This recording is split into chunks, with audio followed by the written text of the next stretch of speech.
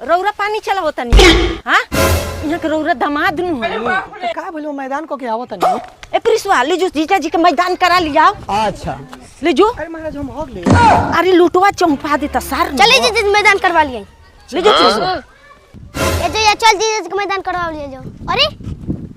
रे टकली चल जी के मैदान करवा ले रे प्रियो चल जी के मैदान करवा ले ये क्या है रे आदि तो चल जी के मैदान करवा ले रे पहले चल जी के मैदान करवा ले चल ए सरऊ मैदान करे जाता नहीं वोट मांगे ना कि इतना लोग के लिए जाता रहो का जी वो ससुरारी में होगे जाता नहीं रो के अकेले के छोड़ देम सर रे खुद से चल जी के आकाश करवा लिया जो ए ये दादी जाता नहीं जीजे के पैखाना करवा लिया है ए तो चिल्ले जाता नहीं जीजे के झाड़ा करवावे रे चल रे जीजे के झाड़ा करवावे रे गुलिया चल जीजे के झाड़ा करवावे रे चलो से जीजे के झाड़ा करवावे